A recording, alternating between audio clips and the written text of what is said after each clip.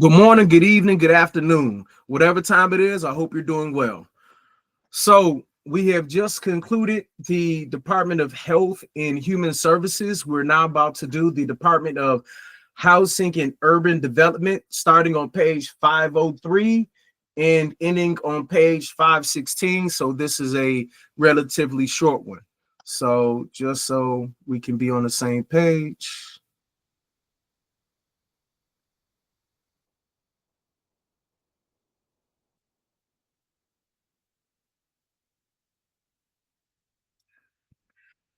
All right.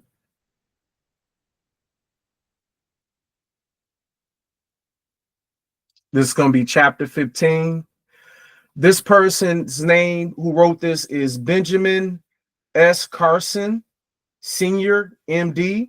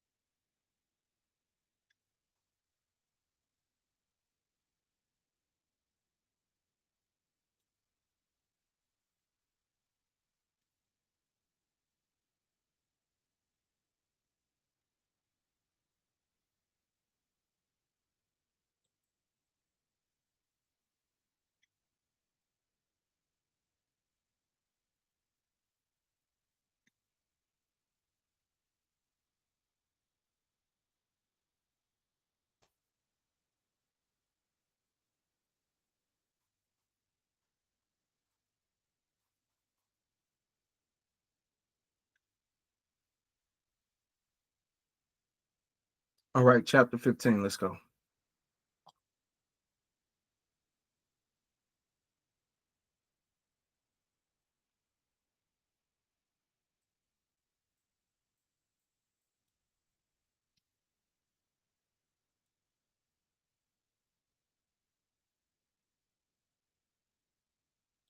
Department of Housing and Urban Development Benjamin S. Carson, Sr., MD. The U.S. Department of Housing and Urban Development, HUD, administers a web of federal programs with mandates to support access to homeownership and affordable rental housing, relieve temporary housing instability for homeless persons, preserve a stable inventory of public housing units, and enforce mandates with powers to settle compliance matters ranging from housing quality standards to housing discrimination cases. Politicians across party lines use HUD to promise ever greater public benefits. In addition, HUD programs tend to perpetuate the notion of bureaucratically provided housing as a basic life need and, whether intentionally or not, fail to acknowledge that these public benefits too often have led to intergenerational poverty traps, have implicitly penalized family formation in traditional two-parent marriages, and have discouraged work and income growth, thereby limiting upward mobility. A new conservative administration will therefore need to reset HUD. This effort should specifically include a broad reversal of the Biden administration's persistent implementation of corrosive progressive ideologies across the department's programs. Implement an action plan across both process and people. This plan should include both the immediate redelegation of authority to a cadre of political appointees and the urgent implementation of administrative regulatory action with respect to HUD policy and program eligibility. 504 Mandate for Leadership.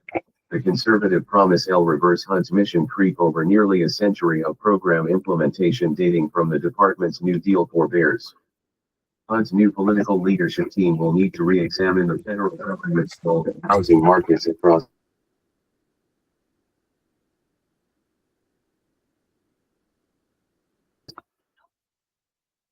Overview. HUD was created by the Housing and Urban Development Act of 19,652 and since then has administered several programs that had been administered by the Housing and Home Finance Agency.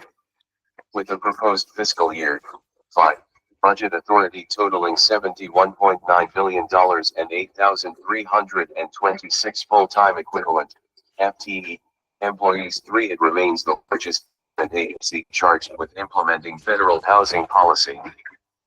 In addition to its headquarters in Washington, D.C., HUD has 10 regional offices as well as field offices and centers to implement specialized operational and enforcement responsibilities. Point 4 HUD program offices also interface with various networks of implementing organizations such as locally chartered public housing agencies, PAWS, and federal, state, and local government and judicial bodies as well as such private industry participants as mortgage lenders.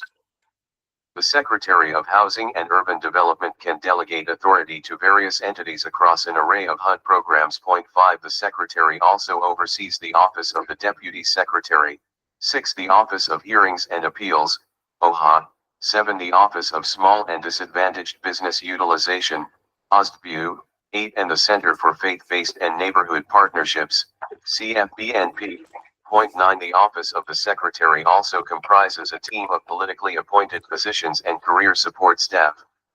Each of the following offices should be headed by political appointees except where otherwise noted. L. Office of Administration, headed by the Chief Administration Officer. The Office of Administration has responsibilities for the Office of the Chief Human Capital Officer, OCHO, headed by the Chief Human Capital Officer, currently a career position, and the Office of the Chief Procurement Officer, CPO, headed by the Chief Procurement Officer, currently a career position. L. Office of the Chief Financial Officer, headed by the Chief Financial Officer. L. Office of the Chief Information Officer, headed by the Chief Information Officer. 505 Department of Housing and Urban Development. L. Office of Public Affairs, headed by a Senate-confirmed Assistant Secretary, as, or Principal Deputy Assistant Secretary, PDAs. L. Office of Congressional and Intergovernmental Relations, CIR, headed by a Senate confirmed as or PDAs. L. Office of Community Planning and Development, CPD, headed by a Senate confirmed as or Principal DOS. CPD administers various entitlement and non-entitlement programs across community development, disaster recovery, and housing for the homeless and individuals with special needs, including housing opportunities for persons with AIDS, POPWAY. The two largest CPD-administered programs are the Community Development Block Grant, CDBG, Program 11 which includes disaster recovery funding, and the Home Investment Partnerships Program, HOME. Point 12 CPD's Relocation and Real Estate Division, RRED, has departmental delegated authority for the Uniform Relocation Assistance and Real Property Acquisition Policies Act of 1970.13. L. Office of Public and Indian Housing, PIH, headed by a Senate confirmed as or PDAs. PIH administers public housing and tenant-based rental assistance programs, as well as authorities for Native American and Native Hawaiian housing assistance and loan guarantee programs under the Native American Housing Assistance and Self-Determination Act, NASDA. Point 14 Tenant-based rental assistance represents the major portion of HUD's non-emergency discretionary budget. HUD describes its Housing Choice Voucher program as an essential component of the federal housing safety net for people in need. 15 PIH also implements funding for the Self-Sufficiency Coordinator Program, the Public Housing Fund, Operating and Capital Funds for administration of Section 9 Public Housing and Section 8 Voucher Programs, and Choice Neighborhoods, zeroed out during the Trump administration budget request but included in HUD's FY 2023 budget, which requests $250 million. For the program, Point 16 L. Office of Housing and Federal Housing Administration, FHA, headed by a dual hat, Senate confirmed as and Federal Housing Commissioner or Acting Federal Housing Commissioner.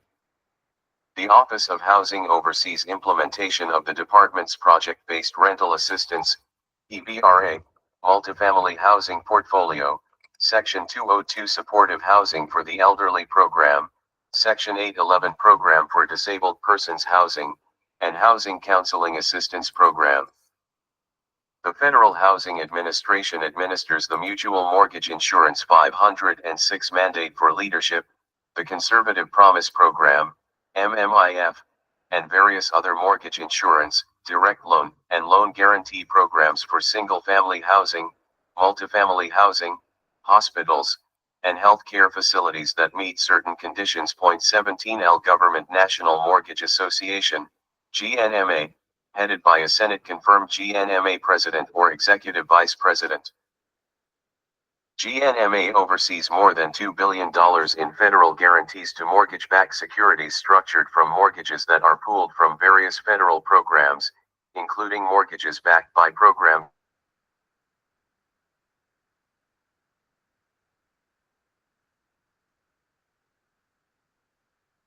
Federal Housing Service at the U.S. Department of Agriculture, USDA.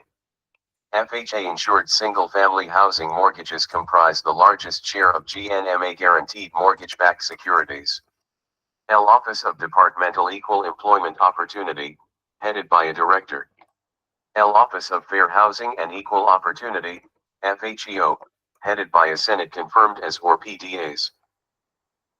The Assistant Secretary for FHEO is the designated HUD official responsible for enforcing Title VI of the Civil Rights Act of 1964-18, Section 504 of the Rehabilitation Act of 1973-19 and Section 109 of the Housing and Community Development Act of 1974. After informal efforts to resolve noncompliance, the as for FHEO may make a formal finding of noncompliance and initiate enforcement action before an administrative tribunal or a referral to the Department of Justice. Office of General Counsel, OGC, headed by the General Counsel or Principal Deputy General Counsel. OGC handles department-wide legal and compliance oversight advice with supervision responsibilities for the Deputy General Counsel for Housing Programs, Deputy General Counsel for Operations, and Deputy General Counsel for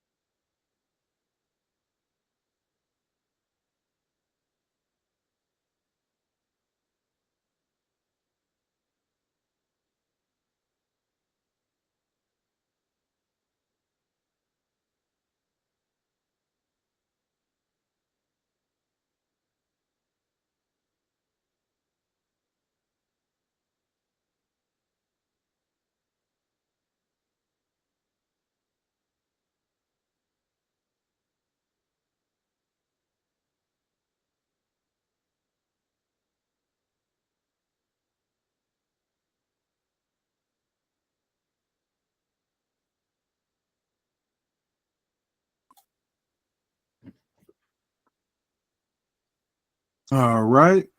So apparently it dropped. Let's get back to it. My apologies.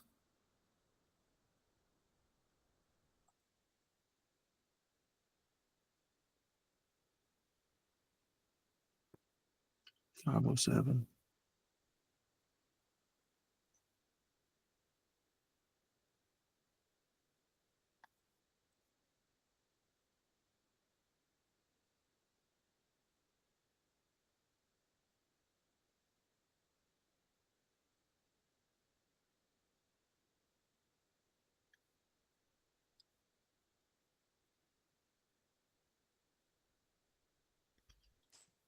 It's doing that stuff again. Why is it missing that one?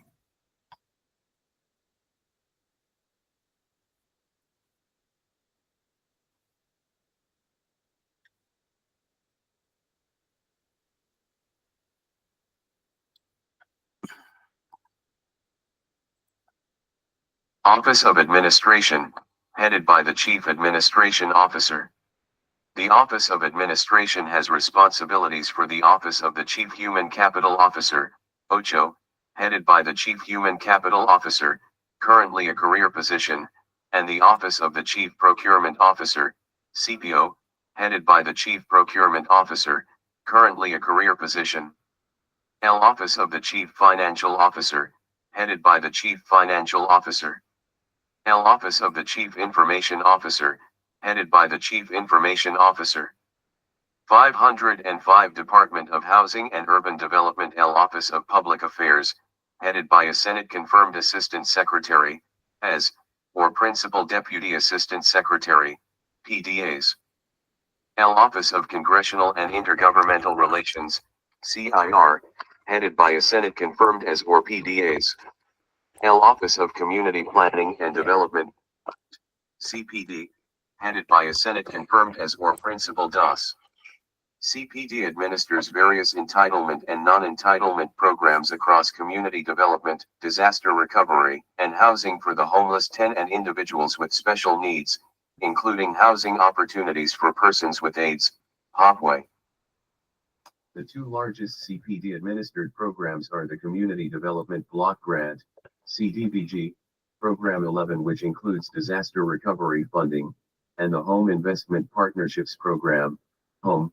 Point 12 CPD's Relocation and Real Estate Division, RRED, has departmental delegated authority for the Uniform Relocation Assistance and Real Property Acquisition Policies Act of 1970.13. L Office of Public and Indian Housing, PIH, headed by a Senate-confirmed as or PDAs.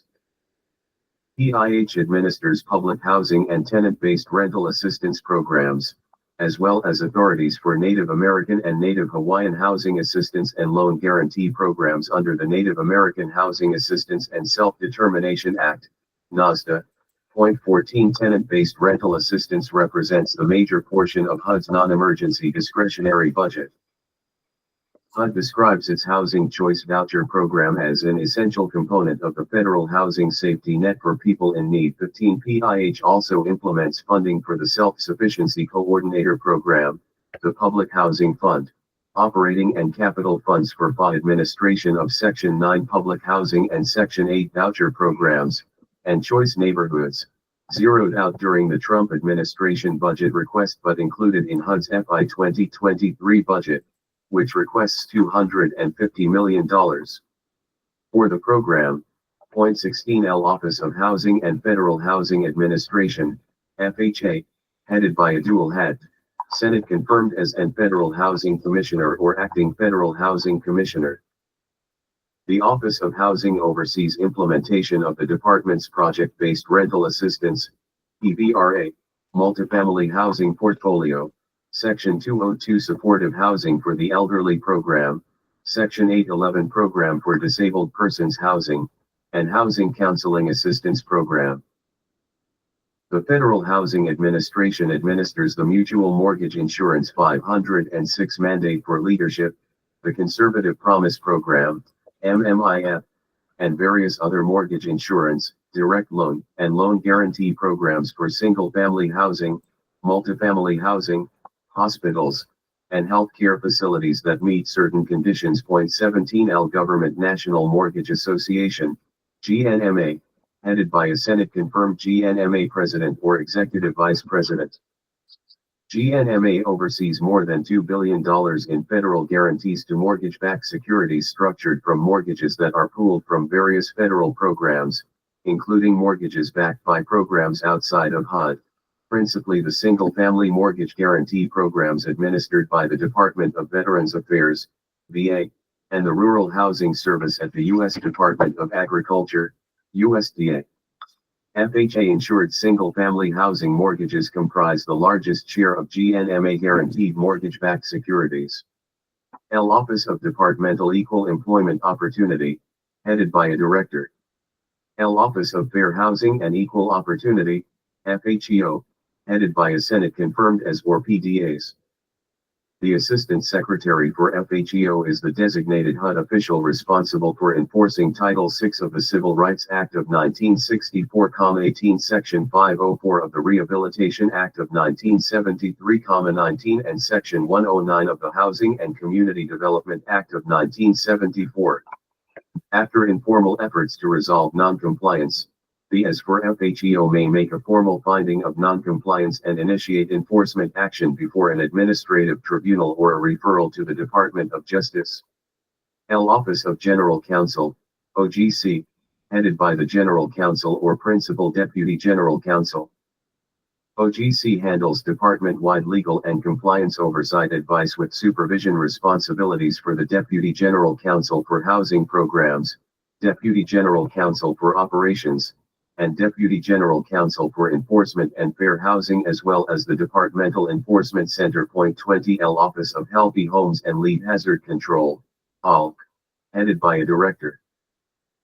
ALC was established in the early 1990s to eliminate lead-based paint hazards in America's privately owned and low-income housing, address healthy housing initiatives, and enforce lead-based paint regulations authorized under the Residential Lead-Based Paint Hazard Reduction Act of 1992, Title X of the Housing and Community Development Act of 1992.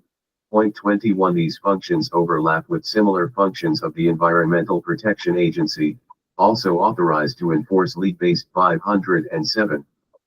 Department of Housing and Urban Development paint regulations under Title X, and the Centers for Disease Control and Prevention's Healthy Homes Initiative, Childhood Lead Poisoning Prevention Program, and National Asthma Control Program. L Office of Policy Development and Research, PDR, headed by a Senate-confirmed as or PDAs.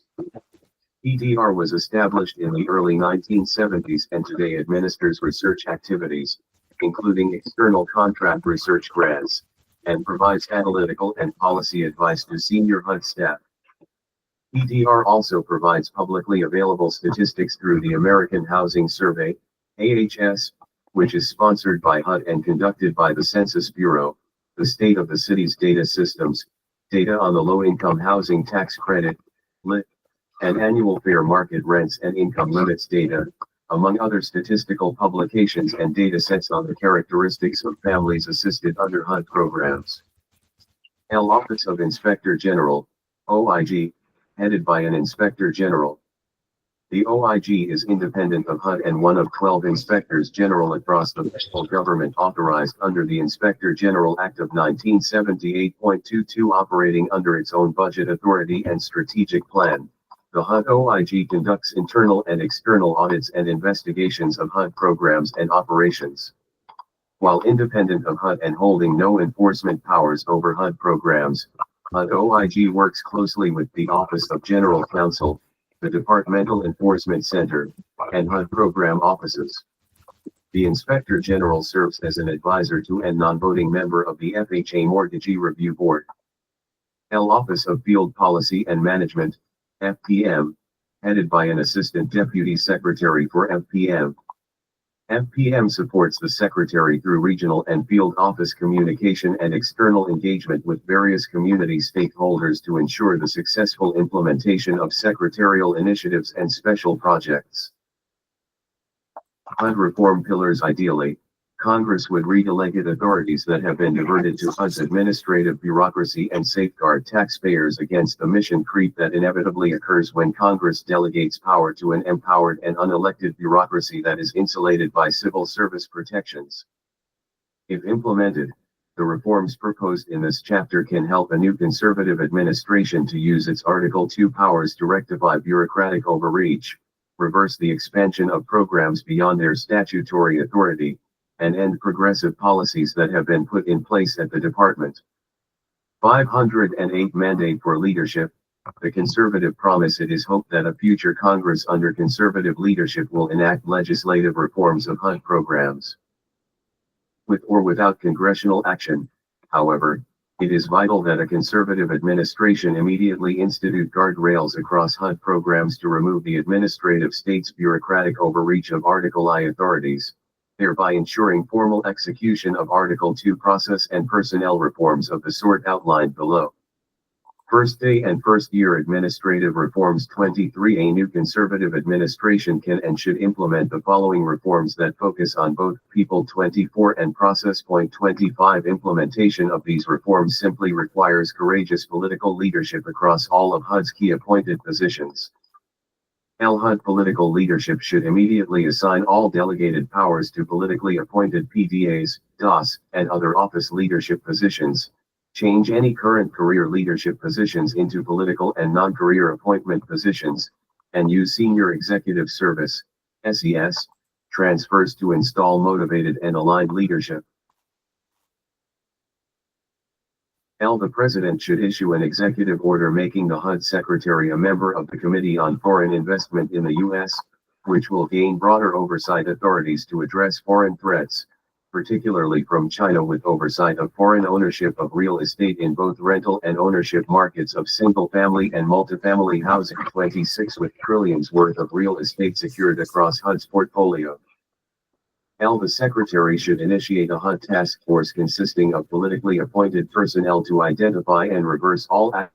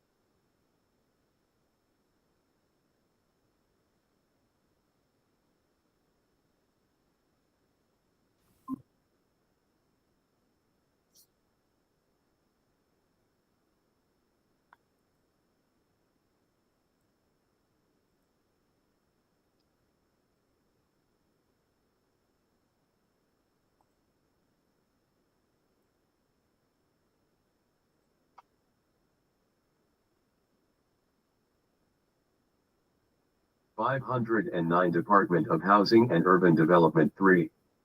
Repeal the Affirmatively Furthering Fair Housing, AFFH, regulation reinstituted under the Biden administration 30 and any other uses of special purpose credit authorities to further equity. 31.4. Eliminate the new Housing Supply Fund. 32L. The Office of the Secretary should recommence proposed regulation put forward under the Trump administration that would prohibit non-citizens, including all mixed-status families, from living in all federally assisted housing. 33 HUD's statutory obligations include providing housing for American citizens who are in need.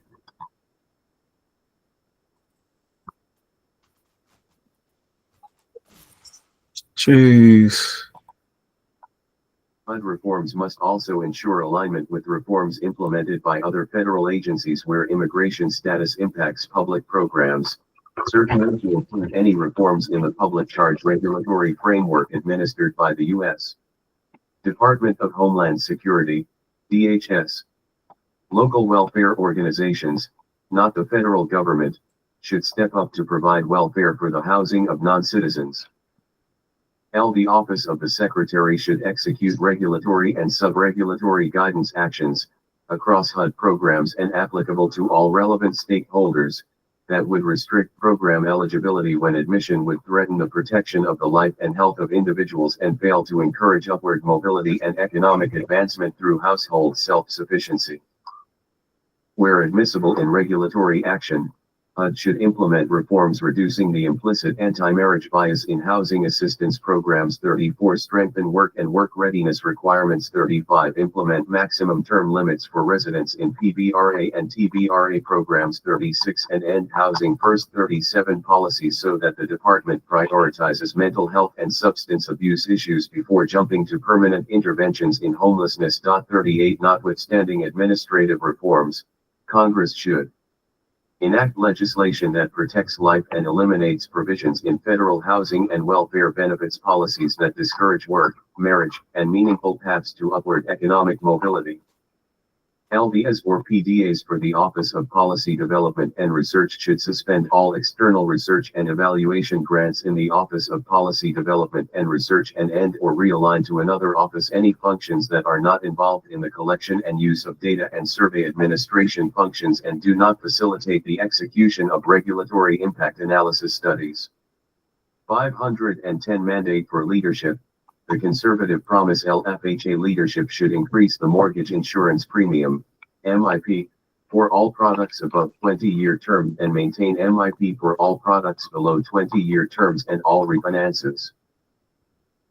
FHA should encourage wealth-building homeownership opportunities, which can be accomplished best through shorter duration mortgages. 39 Ideally, Congress would contemplate a fundamental revision of FHA's statutory restriction of single-family housing mortgage insurance to first-time home buyers. 40 This would include, with support from HUD leadership, 1. Moving the home equity conversion mortgages, HECM, program once again to its own special risk insurance fund. 2. Revising loan limit determinations. 3. Providing statutory flexibility for shorter-term products that amortize principal earlier and faster. Statutorily restricting eligibility for first-time home buyers and abandoning the affirmative obligation authorities erected for the single-family housing programs across federal agencies and government-sponsored enterprises. 41 The HUD Secretary should move the HUD Real Estate Assessment Center, REAC, from PIH to the Office of Housing, which already implements property standards in its multifamily housing lending programs through the Multifamily Accelerated Processing, MAP, lending guidelines, giving HUD the authority to streamline the enforcement of compliance with housing standards across the federal government and flexibility for physical inspections through private accreditation should also be considered. HUD should maintain its requested budget authority for modernization initiatives that are applicable to the Office of the Chief Information Officer and program offices across the department. Longer-term policy reform considerations. 42 Congress has charged HUD principally with mandates for construction of the nation's affordable housing stock in addition to setting and enforcing standards for decent housing and fair housing enforcement. Regardless of intent, HUD's efforts have yielded mixed results at best. Even today, more than a half-century after Congress put enforcement of so-called fair housing in the hands of the HUD bureaucracy, implementation of this policy is muddled by the repeated application of affirmative race-based policies. Also, the production mandate for HUD's 511 Department of Housing and Urban Development housing portfolio has waned for decades, with the department effectively working to maintain the public housing portfolio from the late 1990s, when the Fair Plot Amendment capped HUD's public housing portfolio. 43 Longer-term reforms of HUD rental assistance programs should encourage choice and competition for renters, encourage participation by landlords where appropriate. 44 And encourage all non-elderly, able-bodied adults to move towards self-sufficiency. This can be pursued through regulations and legislative reforms that seek to strengthen work requirements, limit the period during which households are eligible for housing benefits, and add flexibility to rent payment terms to facilitate the movement of households towards self-sufficiency. Obviously, using government vouchers or other such programs to expand housing choice options is not without its downsides. The turn toward mobility vouchers constitutes an abandonment of America's public housing stock, and efforts to increase competition in the public housing market must not come at the expense of local autonomy and the ability of cities, towns, neighborhoods, and communities to choose for themselves the sort of housing they want to allow. Freedom of association and self-government at the most local level possible must remain primary considerations in any conservative effort to increase competition in the public housing market. Congress should also consider those areas in which federal policy negatively interacts with private markets, including when federal policy crowds out private sector development and exacerbates affordability challenges that persist across the nation. It is essential that legislation provides states and localities maximal flexibility to pursue locally designed policies and minimize the likelihood of federal preemption of local land use and zoning decisions. In the same manner, Congress should prioritize any and all legislative support for the single-family home. Homeownership forms the backbone of the American dream. The purchase of a home is the largest investment most Americans will make in their lifetimes, and homeownership remains the most accessible way to build generational wealth for millions of Americans. For these reasons, American homeowners and citizens know best what is in the interest of their neighborhoods and communities. Localities rather than the federal government must have the final say in zoning laws and regulations, and a conservative administration should oppose any efforts to weaken single-family zoning. Along the same lines, Congress can propose tax credits for the renovation or repair of housing stock in rural areas so that more Americans are able to access the American dream of homeownership. Additionally, enhanced statutory authorities for local autonomy should extend to the prioritizing of federal rental assistance subsidies that emphasize choice and mobility in housing, voucher subsidies over static, site-based subsidies, and provide authority for maximal flexibility to direct land sales that involve the existing stock of public housing units. Congress must consider the future of the Public 512 mandate for leadership, the conservative promise housing model. At best, any new public investments will provide maintenance funds to bring substandard housing units and properties up to livability standards, but will still fail to address larger aims of upward mobility and dynamism for local housing markets where land can be sold by FOS and put to greater economic use, thereby benefiting entire local economies through greater private investment, productivity, and employment opportunities, and increased tax revenue. Any long-term view of HUD's future must include maintaining the strong financial operations and reliable reporting that are needed to run a $50 billion per year agency. Before the Trump administration, HUD effectively did not have a chief financial officer, CFO, for 8 years, and HUD's financial infrastructure inevitably deteriorated. The department's auditors were unable to conclude that HUD's internal operations were producing accurate financial reporting. The auditors had identified multiple material weaknesses and significant deficiencies in the department's internal financial controls.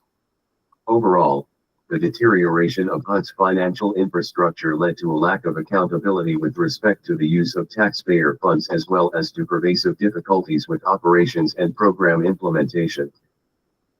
However, By hiring a new CFO from the private sector with a proven track record of visionary leadership, HUD was able to implement an agency-wide governance structure that improved its financial processes and internal controls and harnessed the power of innovative new technologies to bring a modernized business mindset to the agency's financial infrastructure.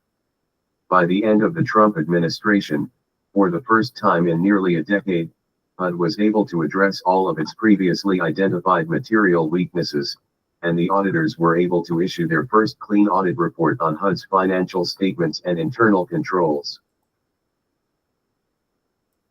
Finally, and more fundamentally, Congress could consider a wholesale overhaul of HUD that contemplates devolving many HUD functions to states and localities, with any remaining federal functions consolidated to other federal agencies, for example, by transferring loan guarantee programs to SBA, moving Indian housing programs to the Department of the Interior, moving rental assistance, mortgage insurance programs, and GNMA to a redesignated housing and home finance agency. Generally, this reform path could consolidate some programs, eliminate others that have failed to produce meaningful long-run results, and narrow the scope of many programs so that they are closer to what they were when they were created.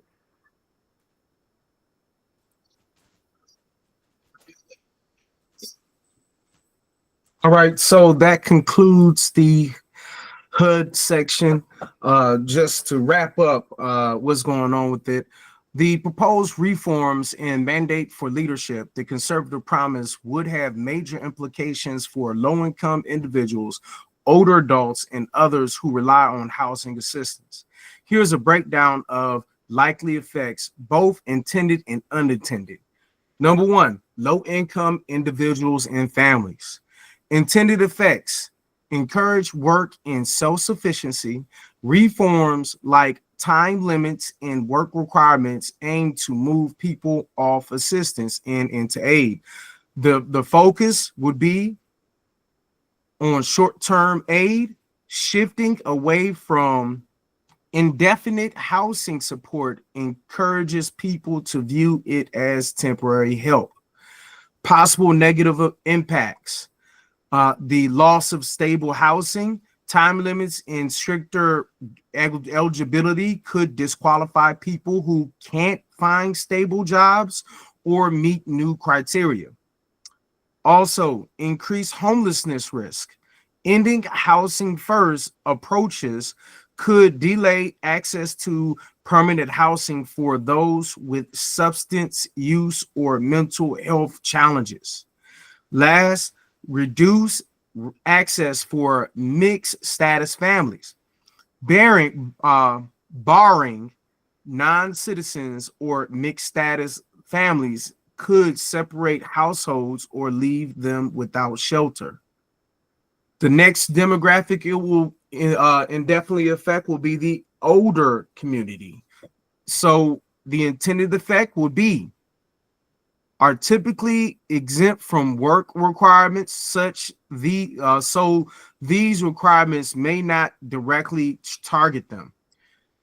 The other part about the intended effect will be the emphasis on home ownership could help some older individuals build or pass down equity. Possible negative impacts. So collateral effects from funding cuts.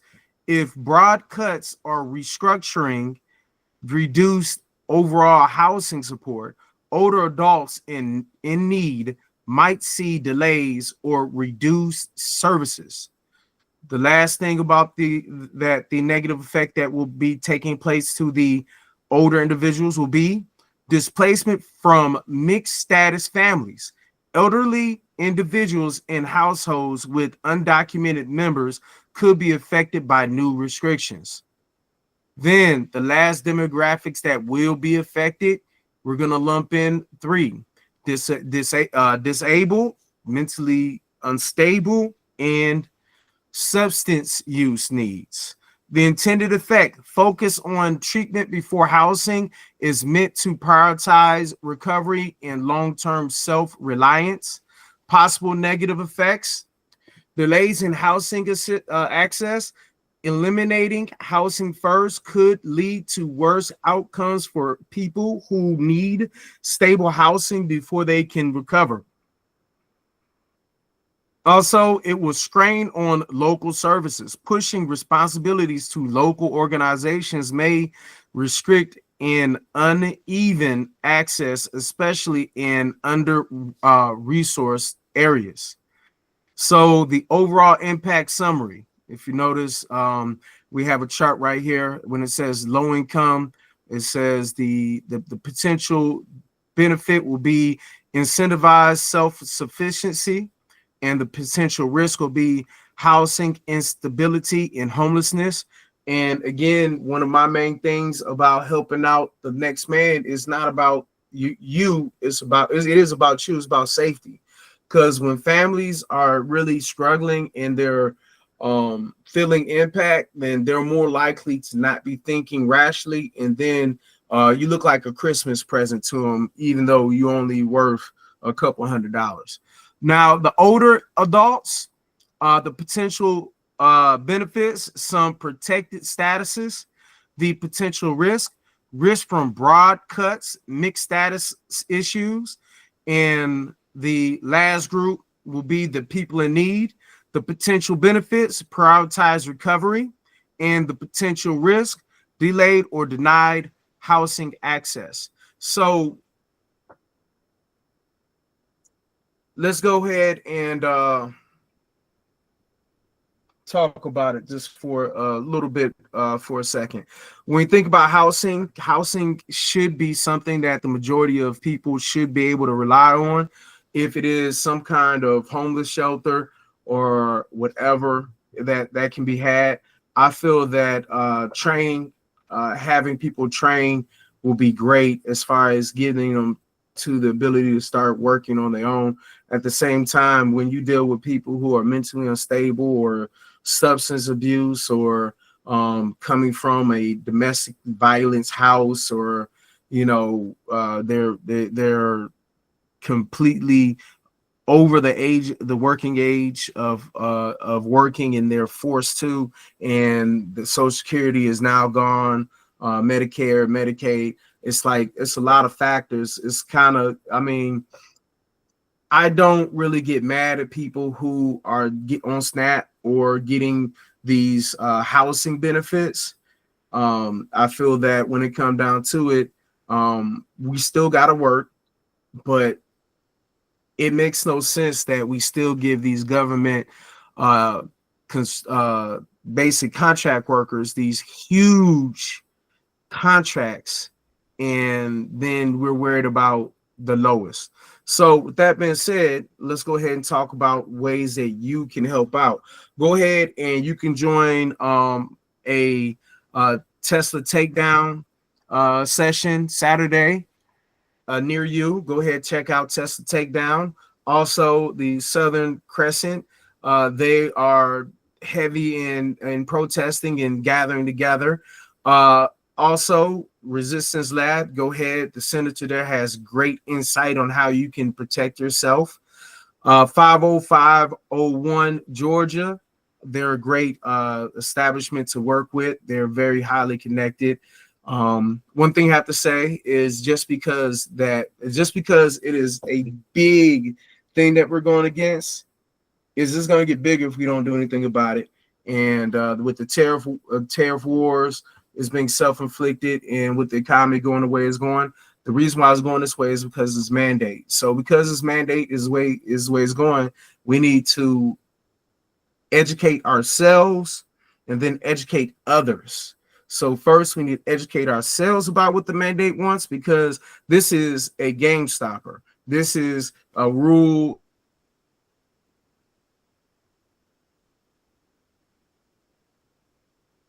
to not understand why it is detrimental because of the way they phrase it.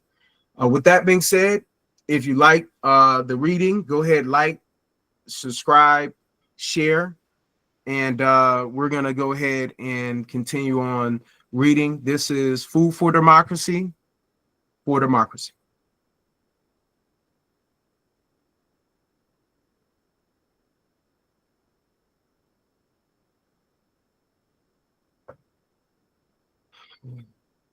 Well, hey, at least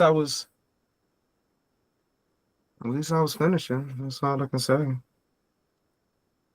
Mm-hmm.